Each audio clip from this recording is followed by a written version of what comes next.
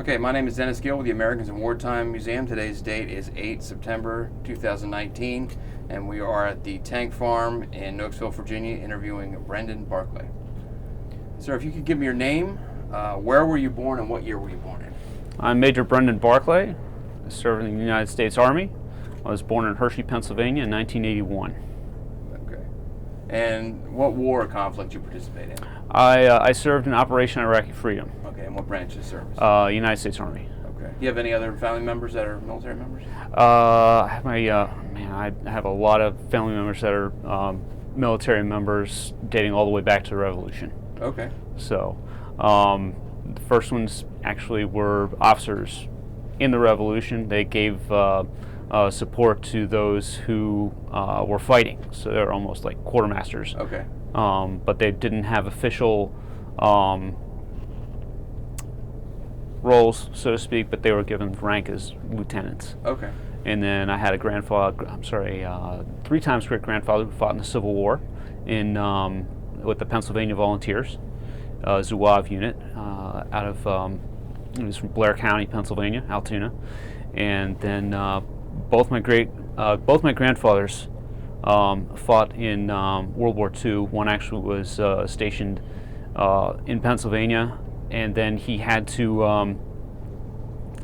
They found out he was allergic to wool and had to discharge him. Wow. My other grandfather fought in the Battle of Metz and through Saarbrücken and on into Czechoslovakia by the end of the war with a separate tank battalion under the Third Army. Okay.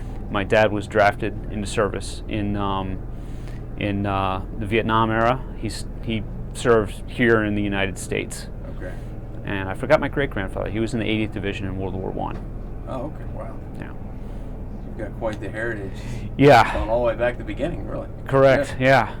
Yeah. So, why did you decide to join the military, and why did you choose the Army? I chose the Army because I knew that I would be kind of taken care of. I would be on land, so to speak. I always wanted to be in the Navy, but I soon found out that I get seasick when I take a boat ride, so I didn't want to do that. I wanted to join the Army because I wanted to fly helicopters. Okay. They were allowing a certain percentage of folks in with LASIK eye surgery, but when I asked them, they told me that I was too far over the limit for my vision to become a pilot. So I decided to stay with it because it was they were partly paying for my education, and they were also a fun group to be around. Mm-hmm. And I always enjoyed wearing uniforms. Right. So I decided to stay there, to stay with the Army. Okay. Okay. And what year did you join the Army? I actually was a National Guard inductee. I was part of a simultaneous membership program in which cadets in ROTC are allowed to join the National Guard to get experience, Right. and they're given sergeant's pay. I joined in January of 2003, and that enlistment period went until I graduated in December of 2004, in which time I joined the active Army. I was commissioned as a second lieutenant. Okay. Okay. And where was your training? I trained at Fort Knox, Kentucky, as an armor officer. And going back to my grandfather, he trained at Fort Knox, Kentucky, and he told me stories about his officer candidate school there, and the maintenance tank maintenance course when he was there as well. He told me of these hills that you get to the top and you start walking down them, and it feels as if you fall over, you're going to roll the whole way down. Well, one time we were on a march, and I get to the top of this hill and I look over and I'm like, oh, these must be the hills that Pop told me about. Right. That's interesting that you guys had the same experience. Exactly. Yeah. You were in Iraq. What precipitated that war was September 11th. Of course, do you recall that day? I do recall that day. I was in college, and I was at Virginia Military Institute, and somebody, I think it was a buddy of mine, said, we're going to get those terrorist bastards. And on an instant message, I was like, yeah, sure, we're going to get them. I had no idea what he was talking about. Right. And so I was pretty tired, so I decided, I'd been up late studying the night before, and at VMI we're not allowed to have our beds down before noon. So I decided, okay, I don't want to get caught by the officer in charge coming in to make a room inspection. I'll go under my bunk, under my desk and sleep. Right. So I curled up under my desk and fell asleep for about an hour. Came back up, and my roommate came in for his first class and said, hey, 2 airliners flew into the World Trade Center. I'm like, what the hell are you talking about? We're talking about airplanes like Cessnas? No, you don't understand. Airliners, like jets. I'm like, oh. So I went down to the little snack bar that we had on the one side of the barracks and watched everything. And there was a cadet guard that was standing post in in one of the courtyards, and he said, he asked what's going on. I told him, and I said, hey, do you want me to keep coming out as things progress? Like, would you please? I got family up in D.C. I'm like, sure. So I kept updating him, and it was interesting. We wanted to make the place as secure as we could. So I was on the cadet battery. We maintained one of the 105 howitzers for the evening gun. The rest were all locked away in the motor pool down in the Army RTC area. And so the one was out on the parade ground. And I said to the Sergeant Major, with permission, I'd like to keep the firing pin for the howitzer in here if you don't mind in your office, so it's at least secure that way. And so that's a good idea, let's do it. So we went out to the evening gun, pulled the cover off, pulled the breech, pulled the pin, and we looked up, and it was clear blue sky, and we looked up. It was like there was one contrail, usually like 50 or so, because we're so close to the flight patterns. Just a clear blue sky, one contrail, and this is after they had grounded all the other planes. Right. One single contrail making a lazy loop around the sky. Like, that's got to be a government plane. I'm not sure who it is, but somebody's up there that's important. Right. Huh. Did the significance of that day, did you feel the impact of that, or did you recognize it at the time, or did it about what that would lead to? And I kind of thought that we would go to war, but I wasn't sure when or how or with whom. I hadn't commissioned yet. I hadn't signed a contract yet, but the possibility of going to war was very far out of my mind at that point. Okay. So you graduate, you get your commission. Yep. Where do they send you from there? From there, they sent me to Fort Knox, like I said, for officer basic course. I spent 4 or 5 months at Fort Knox, and then I went to Fort Hood, Texas, to join the 4th Infantry Division. And I got to the brigade headquarters. They in-processed me, and they said, "Oh, you're going to 1st Battalion, 67th Armored." So I get over to their battalion area, and they said, "Oh, no, you're not with us. You're going to go over to 110 Cav." So I go back to brigade, said, "Hey, they just said I'm going to 110 Cav." S1 looked down at his papers. "Oh, I'm not, sir. I'm sorry. What was I thinking? Your name's right here." Right. And I was like, "Okay, head on over to 110 Cav. We'll get a van to take you over and get all your stuff." And so they dropped me off in front of battalion squadron headquarters, and I signed in on that day. And they said, "Okay, here's the deal. You get yourself settled in here, and next month we're going to National Training Center in California. Get ready to go overseas." I'm like, "Oh, okay." What year would that have been? That was in 2005. Okay, so the invasion of Iraq is already. Oh, it's already happened. Yeah, we're already in. It was Saddam's sons had already been killed in that raid in 2000, late 2003, I believe it was, and they or even 2004, summer 2004, I think it was. I'm not sure when it was, but that had already happened, and then the squadron had come back, and they were under a period of transformation. They were going from a heavy division cavalry squadron to an armored reconnaissance squadron. So taking on more of the reconnaissance role instead of the heavy footprint of protecting the division's flanks from anything happening. Okay. So they had previously had M1 tanks, Abrams tanks, all sorts of Bradleys. They even had 2 troops of Kiowa helicopters. And so all that was being taken away. Within platoon standard would have 3 Bradleys and 5 Humvees. Okay. So we were a force to be reckoned with, and then they took all of the good stuff, fun toys away, and here we are with trucks and Brads. But it worked for what we needed it to do. What's your MOS at the time? I was an armor officer. Okay. What they did was when I received my branch notification, they assigned me to Ordnance Branch, and then Armor said we need lieutenants to fill these gaps, and Ordnance Branch said you can have them for 4 years. It was a branch detail, so I was detailed out to Armor Branch. Gotcha. And so I trained with Armor. I did everything Armor, and I went to an Armor unit. And then 4 years later, I would go back to Ordnance Branch. Okay. So I was an Armor officer at that point. Gotcha. Okay.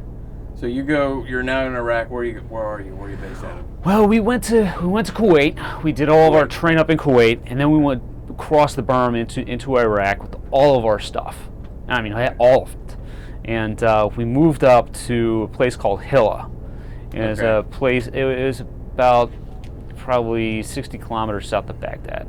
Okay, and it was in the Sunni area of. No, I'm sorry, I take that back. It was in the Shia area of Iraq, and they would. It was very, very stable. It was.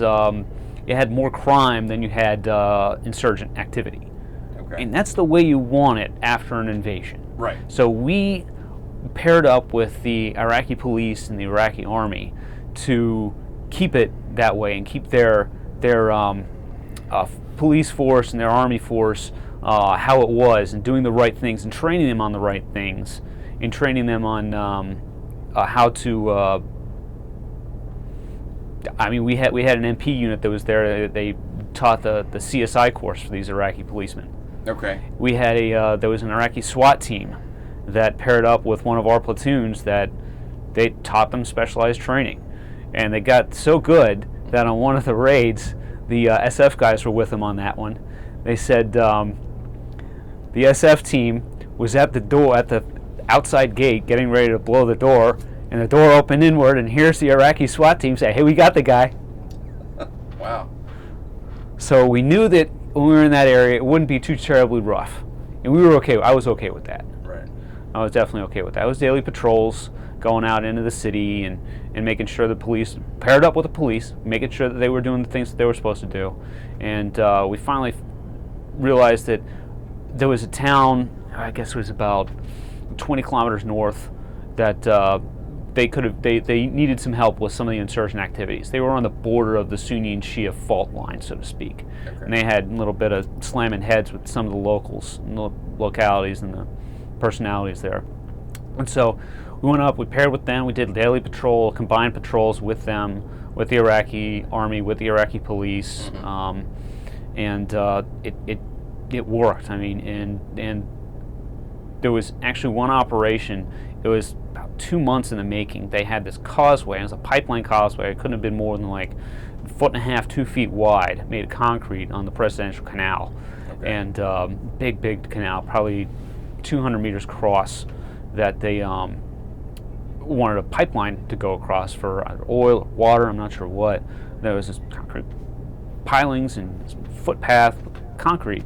And we said, hey, what can we do to help security in your area? It's like, blow those freaking bridges, blow those causeways, because what guys are doing is they're coming from the north, they're dropping all their stuff off here, ferrying it across, and going over to the big bridge where there's a checkpoint, coming through clean, and then coming back over to pick up their military wares. And we hate it. These terrorists do not want that. They're not of us. They're coming down from the north, and we don't want them here. Right. We don't want their stuff here either. And so we're like, okay, fair enough. So we went up all the way up to Division Corps and said, hey, they want this bridge blown, and had to go back in and ask them, do you really want this thing blown? Yes, we do. It was the resounding response, like, okay, fair enough. And then one day we had combined operations. We blew the bridge. Wow. So you're still a lieutenant at this point? I was still a lieutenant at this point. Describe for me what it's like your first time in combat. you have contact with the enemy? Let's see here. I'm trying to think. That didn't really happen until we moved up from Hilla up to Baghdad. Okay. It was really interesting. In May, we got there in December, and then in May they decided you're going to move up to Baghdad to take over this area, so that this unit up here can take another spot on the battlefield where they're needed. And so we move up to a rural section in Baghdad, and the first time the platoon, I had a whole platoon, and we used about 4 or 5 trucks on the road daily. That's how we rolled out. And we were going out to the patrol base. It wasn't a large fob, it was a patrol base, about the size of 2 football fields put together. Giant HESCO sand-filled barriers around as a perimeter. We had 2 houses there. One was occupied by the Iraqi Army guys, a company at a time, and then we had our house, which we occupied, a company at a time. We had shipping containers that were sandbagged around to the outside, put bunks in, and that was our living quarters. We had a rough, like beach shower kind of thing with a tank of water on top, and you pull the string, and water comes out, and it's very, very rudimentary, very Spartan living conditions out there. But it was secure enough. We were on our way out there to take up some equipment, and all of a sudden I see this giant puff of smoke on the side of the road. I'm like, what was that? And somebody said, hey, we just had contact with an IED. Okay, what are we doing about it? It wasn't anything big. You just got some rocks put up on our trucks. All right, push through. Just go. Right. So we get there, and nothing big happened. Inspectors, okay, yeah, there's some scratches on the Humvee. Nothing big. I was like, okay, it's either amateur hour or these guys are just testing us. So figure it out. And later that month, we actually got mortared, and that was a little bit scary, because all of a sudden you're just sitting there and boom, boom, these mortars going off. It's like, okay, they're getting a little closer. Now, 2 football fields for a professional mortarman is very juicy target. Right. For these guys that don't know any better, they're just like setting the tube up and hanging rounds. Right. They never once hit the thing, and the entire 6 months we were there. Right. Not once. They got close, probably about within 200 meters, but nothing too terribly big. So you worked closely with the Iraqi Army. Yeah. What were they like? Were they competent? Were they happy to see you? They were really happy to see us. They were really happy to work with us, the guys that we worked with. We had company at a time, like I said, and they were usually the same guys. It was just probably a platoon that rotated out. I think it was same as us. I mean, we rotated 2 platoons through, but we actually had a time where we got hit by an IED. It was a fairly large one, and we couldn't go anywhere because we saw command wire, which is basically thin copper wire, thinner than this mic wire right here, leading into a house, to a spot in the road, and there was nothing there, but it was enough for us to be stopped, so we couldn't go to the other side and secure the other side of the IED. And we called up to our squadron and said, hey, can you get the IA guys, the Iraqi Army guys, to come out? A squad will be fine to come out and secure the other side of this thing.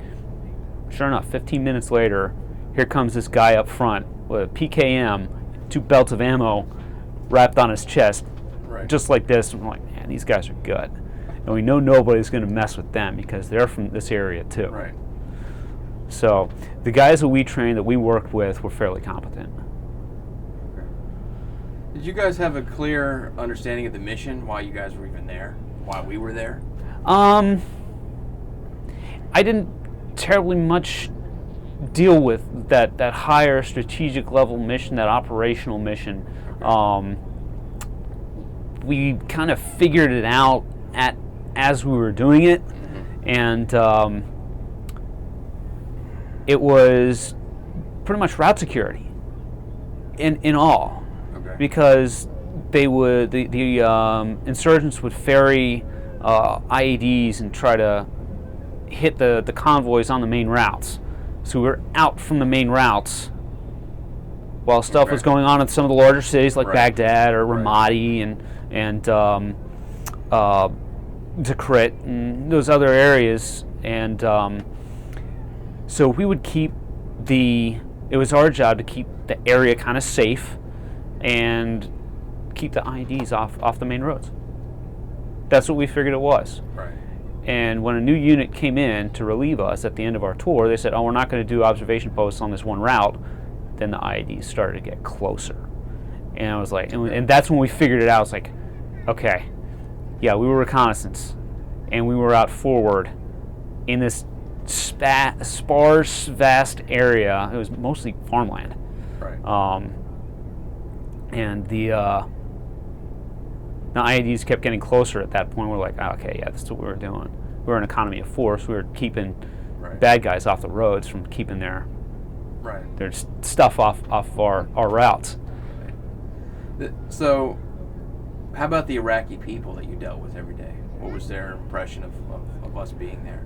I only talked to a few, probably a handful. When I was up in Baghdad, when we were down in Hilla, we talked with them regularly, and they seemed to enjoy our presence. They were that or indifferent. It was like going down the road and watching, the police roll by. Right. Okay. It's like you don't really pay attention to it, unless you're doing something bad. Then you just. Right. Okay. But up near Baghdad, in that rural area, where we had our patrol base, that little village there, they wanted us there, because they knew that if they were there, we were there, not much had happened to them. Okay. And as you got further out towards the Tigris River, that's where the insurgents came through, and they didn't like us there. Sure. They figured out, okay, if the Americans come here, bad stuff starts to happen, and they didn't like that. But closer in, they were either indifferent or grateful, depending on where you were. Yeah.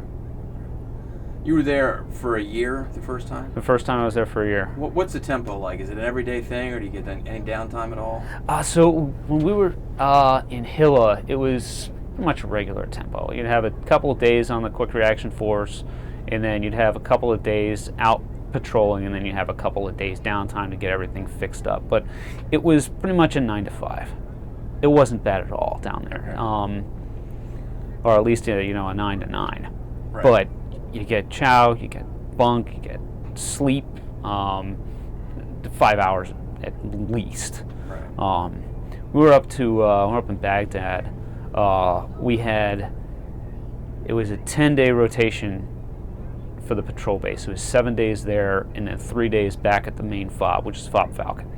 It was about 4 or 5 miles away. And it was just down the street, up the next street, and then you're there. 5 miles. But it was treacherous, to say the least, that route that we had to come out. So it's 3 days off. You refit the trucks when you get there. If there's any maintenance problem, you send it to the mechanics. They'll take care of it. You don't have to take care of it. Right. Our main job was to just get focused and get them ready for the next week. Okay. All right. So, but when you were out at the patrol base, it was not necessarily on all the time, but you were always on call. Okay. We'd have patrol out in the morning, a patrol out in the afternoon. You'd have a guard tower. You'd have a quick reaction force, and then you'd have observation posts. And with 2 platoons, you had to manage all that. And then on the 7th day, the 3rd platoon would come in, you'd rotate out, and then you'd go back to the main fob. And you had to pack in everything that you wanted from the main fob as well. Right. So they'd send a supply route out, and they'd send a supply convoy out to us. We call it a log pack, logistics package, out to our patrol base every so often, and every couple days. But if you wanted good stuff like candy, Right. you want sodas, you'd stock up on that at the main fob and then come back out with that. They bring our mail out to us too. That was always nice. So living conditions sound like they're pretty good. For compared to Yeah. most guys' areas, yeah, I would say yeah. Yeah. When you did have downtime, was there any what'd you guys do? Stay Played cards. I learned to be pretty handy at rummy. Okay. I got we had a couple of golf clubs that we brought with us, and so folks would send us care packages full of golf balls. Okay. Okay, and we had this little area and just chip it right over the HESCO wall, and you'd have somebody up on the roof who was on guard duty say, "Hey, it's a slice. You hit it at 200 yards. It's a slice." So we got fined. We did some stupid stuff. Right.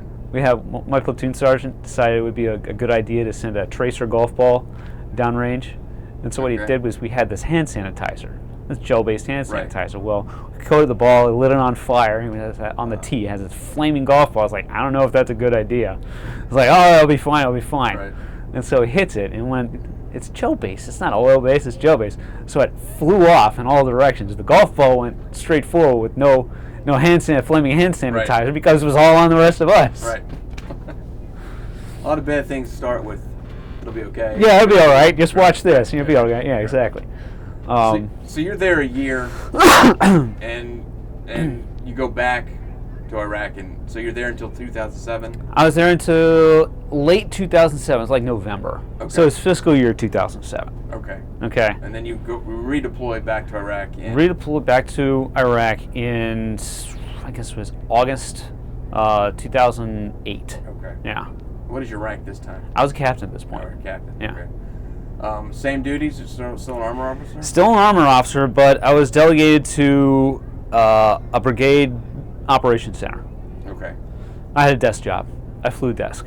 Okay. And it was my job to be the liaison from squadron to the brigade that we were under. And that was actually an interesting deployment. I was very wary because my first deployment, I lost 4 guys in my first deployment. Okay. There was, I think about 5 or 6 of us that didn't earn Purple Hearts from my platoon. So I was very wary. And most of the guys that died my first time were on their second deployment. I'm like, this is it, I'm going to get it this one. And so I was very wary. I was very comfortable riding that desk. I was okay with it. Right.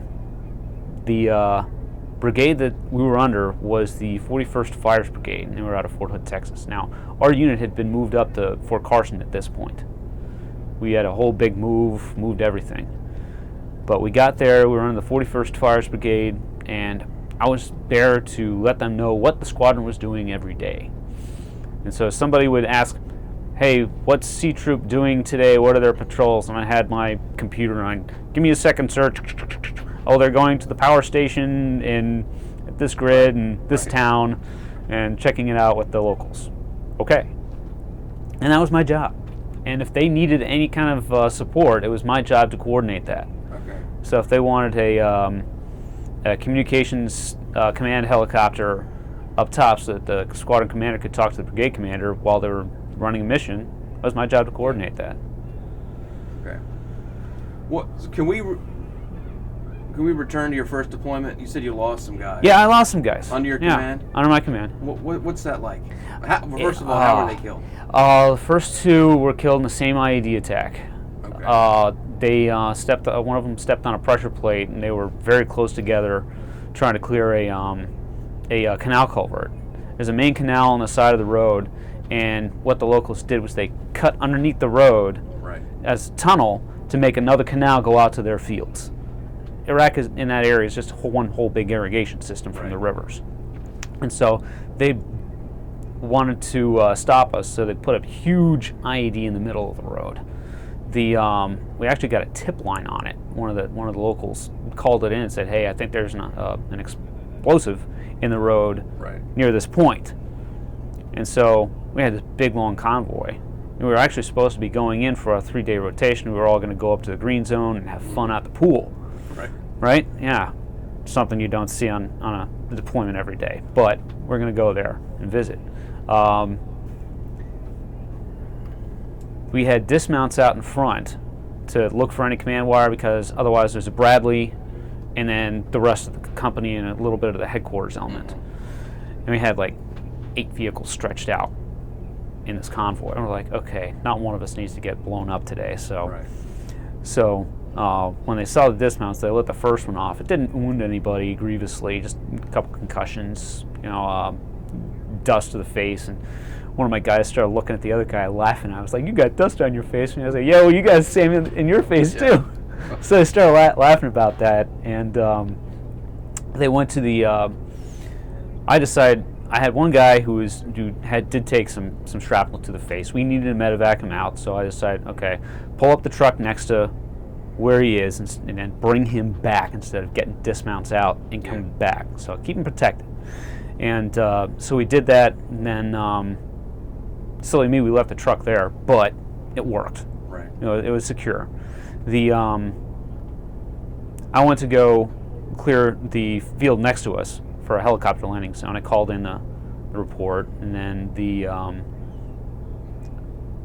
I said, hey, make sure the house is clear, make sure there's nobody bad in the house. So they went and cleared the house, and then as we were walking up, somebody said, hey, make sure that those two guys, that Sergeant Floyd and Ziegler, don't go into the house because they're already hot and fired up because they just got blown the hell up.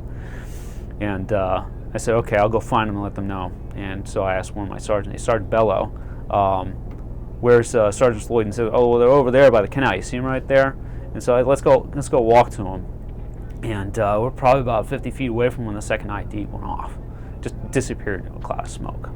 And knocked both of us to the ground. And then covered up my truck. I thought my truck was gone. And all the guys in it, my driver, my gunner, the medic, Bastido, who'd just been wounded. I thought all those guys were gone. So I ran to the truck and found out, okay, my truck's fine, my guys are fine. Where are the other two? And they're laying there, gone. It was painful. I knew at that time I couldn't let my emotions get the better of me. I was the platoon leader. I was in charge. First sergeant was there. Obviously, I took some counsel from him, but he let me make the decisions. And after we got Bastido on the aircraft, they landed, got him on the aircraft. I said, you take care. I'll see you in a couple days. Come see you and see you when I see you. Okay. And they took off, went to the cache up in Baghdad, Combat Support Hospital up in Baghdad. The guys were fired up. They were, and we were stuck there because they cratered the road. There was no way we were getting out on our own. So we called the QRF. They came up with a recovery vehicle. It has a spade on the front of it to give them leverage to pull tank engines. Okay. So they used that to push the hole in the road, and they recovered my 2 soldiers' bodies and remains and got them out of there. And then we mopped up. We actually caught two insurgents at that point that had explosive residue on their hands. And we're like, yeah, they put them in the back of one of the Top's truck, so they don't have anybody with our guys. Right. And then we went back to the FOB for about 3 days. So that was the first one. The second one, let's see here. So Sergeants Lloyd and Sergeant Ziegler. Then Specialist Hildreth died later that month. We call it Black August, and it's just absolutely bad time. Right. He was killed coming back from a memorial service for another one of the troops' guys, Private Willie Thorne, and we were the first in line on the trip back. It was the entire company coming back, and we checked after our first incident. We started checking underneath the culverts to make sure everything was good. Right. And Sergeant Montalvo went out, checked, signaled forward with a flashlight. It's good. Roll forward. and as soon as the truck rolled over the culvert, it exploded in a huge, huge ball of flame. And then it burned for about 4 hours. There was nothing we could do. The goodness that came out of that was that Hildreth was killed instantly, to my knowledge. And then we were supposed to go out and go on to this big Operation Together Forward, way east of where we were going to be, out in that area where they didn't like us. Right. We were going to be going out there, hopscotching around, and finding insurgents. And they didn't make us go on that one. They said, no, C Troop's going to stay and do what they need to do. And then our last one was in October, and it was Sergeant Montalvo. He was killed by a sniper. And at the lowest point, I had guys that never really broke. They knew what they had to do. They didn't have a choice in the matter. Even I said, I told my guys at one point, later, obviously, years after we had been cut back, I said, I got close to quitting, and I couldn't quit on you guys because you guys, one, didn't have a choice, but two, I knew somebody might not take as good a care of you as I could. Right. And they absolutely still love me to this day. Hey, it's the sir. Hey, LT, how are you? Right. So it's always nice to know that you've made an impact on them, and you can remain friends with them, even though they were, your soldiers. They were the Army soldiers, but they were under your leadership. You were their leader, right. And they still respect me very, very greatly for that. You're in a position of command. You're in charge of these guys. I'm in charge of these guys, yeah. Right. When you deploy and you're going to engage in combat operations, someone's going to die. Yeah. I mean, you have to be naive not to know that. Yeah. Does the Army prepare you at all for how do you deal with that? I mean, it's one thing for your buddy to get killed. It's another thing for somebody that you're responsible for. Yeah. I don't know. I think it takes a little bit of resilience on your own part. I'm not terribly recalling anything that the Army taught me on how to deal with it. Right. It was now I do recall seeing a couple of my grandparents die and the old age and such like that, and have somebody that I once knew in high school die of leukemia or in a car wreck. Oh, that's so sad. It wasn't really personal, but you get to know these guys. You play. You have lunch with them every day, eat, breathe, sleep like 2 bunks down from them, and then they're just not there. It takes a little bit of wind out of your sails. Right. But I don't recall anything the Army ever prepared me for to have that happen. It's the most we ever saw was casualty cards being handed out during an operation at National Training Centers, like, oh, you have your arm blown off, you are dead, okay, and you are, have a stomach wound, and you have a concussion. It was very, very personal, and it didn't really register at that point. Yeah. So obviously, now you're on your second tour. Obviously, it's different. Yeah, very different. Oh my gosh, very different. How are things, as far as you know, how have they changed from your first deployment in Iraq? The conditions in Iraq. Right. Yeah. So when we left, the surge was just starting. Okay. We were one of the last units to get out before the surge started. They were about to extend us for about 3 months, but they didn't, and they sent us home when we were supposed to go home. And then when we went back, we were the first brigade in that wasn't going to be extended. We were going to have a 12-month tour. And so they had Iraqis that were basically given jobs, security jobs, to help protect their little villages and their checkpoints from anyone else coming in. And it was safer in some respects. Op tempo was a lot calmer, I would say.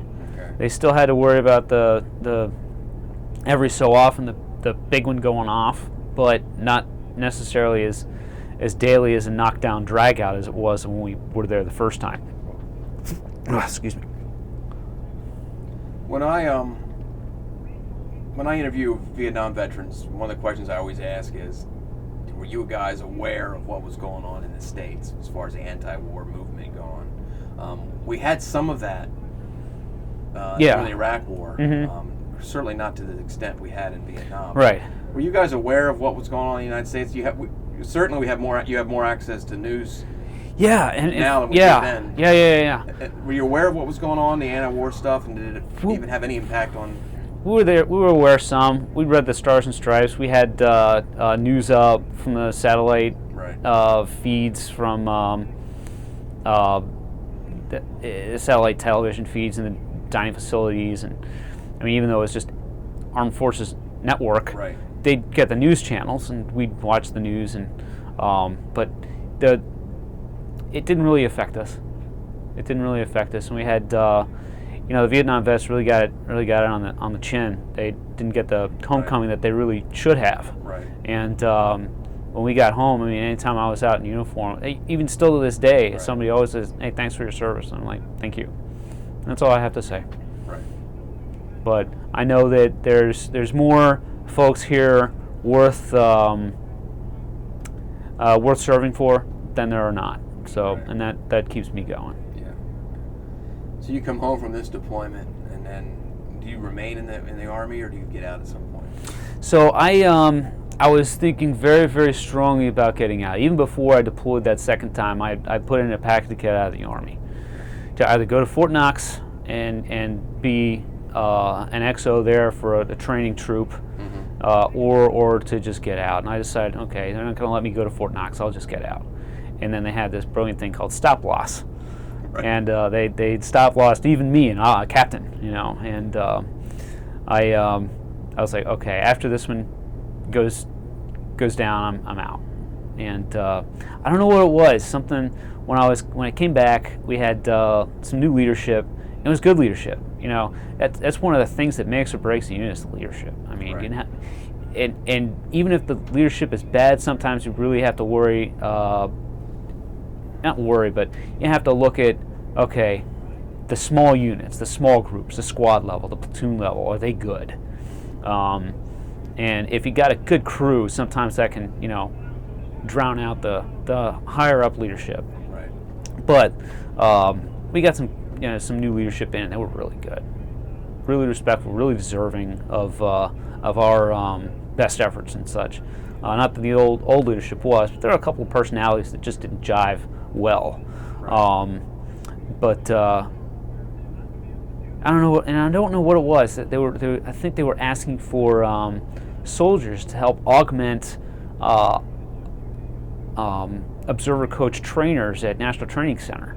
I'm like, oh, why don't I do that? Why don't I go terrassing around the California Mojave Desert in a Humvee by myself, looking after troops that are going 30 miles in one night, and see how they do it. And it was something about that. I was like, I'm not going to be able to do that anywhere else that I go. Right. And so I decided to stay in the Army because of that. Even though they didn't need me, I volunteered for it. I was like, no, they got it. And they said, okay, we don't need you, but thanks anyway. I was like, that's fair enough. And I called the squadron commander and said, hey, I'm going to pull my packet back. I was like, you can do that. That's fair enough. Why do you want to pull it back? And I told him. He's like, yeah, that's very true. So I always remember that. So that's why I stayed in the Army.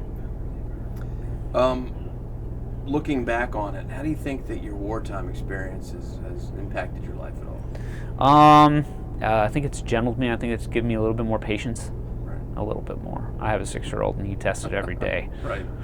But it's always interesting when somebody gets so riled up on something. It's like, man, why are you mad? Why are you so angry?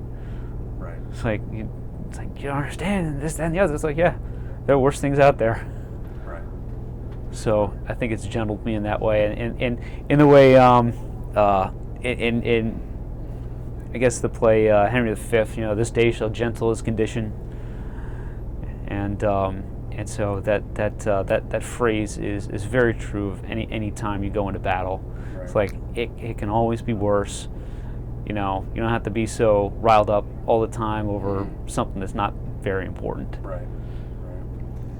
One of our goals here at the Americans Wartime Museum is to preserve stories like yours, and I don't know, maybe in 50 or 100 years, someone might watch this interview. I hope so. Is there a message that you want to convey to them? I don't know. Study history. Listen to these lessons, and maybe you can apply it somewhere into your life. It's always nice to be remembered. I mean, even on as far removed as I am from many years from my wartime experiences, I still remember every year when Ziegler, Lloyd, Montalvo, and Hildreth were born and when they died.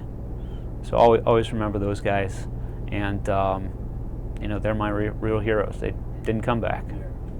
So, but it's always good to know that somebody else can get something out of this. All right. Well, on behalf of the Americans in Wartime Museum, I thank you for your service. Thank you, sir. And I thank you for taking the time to tell us your story. I appreciate you letting me tell it. All right. Thank you. Thank you. Appreciate it.